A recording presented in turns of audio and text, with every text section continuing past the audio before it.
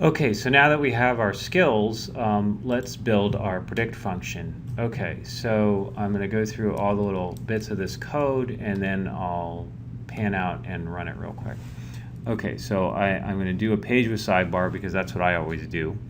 You know, in Shiny UI, Shiny User Interface, I'm going to tell the people that this is a diabetes prediction algorithm.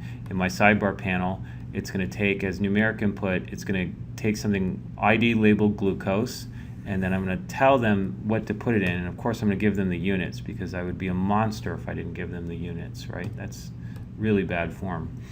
And then min, max, step size 5, put a default level as 90. Oh, this is cool. You can put a submit button in with submit, and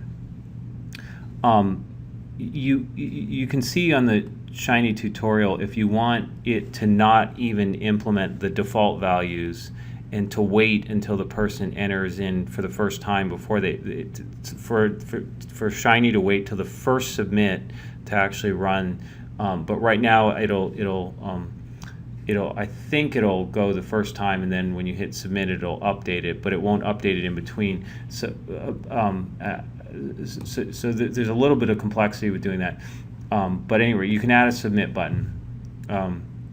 I think it's called a go button if you want to actually predicate action even in the first instance with depressing the go button, which is a bit much for this class. I think we just want, you know, a submit button for right now.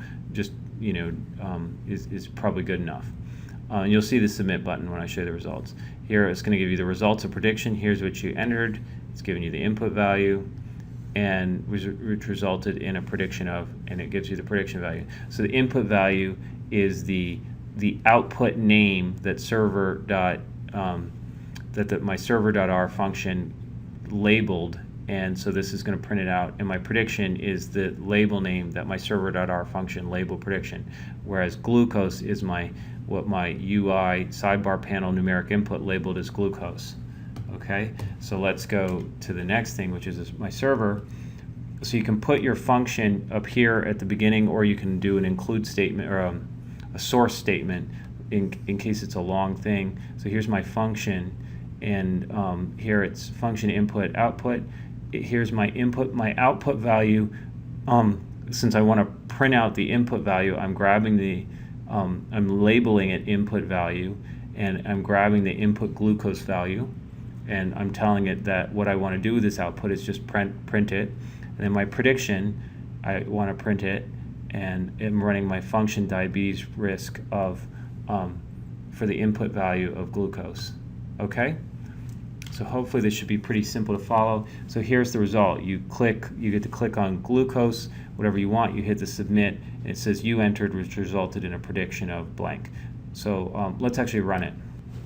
So here it is in a tab for Chrome for me. Notice it runs the first one. If you want this submit button to not run the first one, then you have to program in, I think, what they call a go button, which it's not too hard, but let's I want to just focus on the core, you know, getting kind of core functionality out. So let's say I wanted to predict at 1:15. Now it won't go until I submit.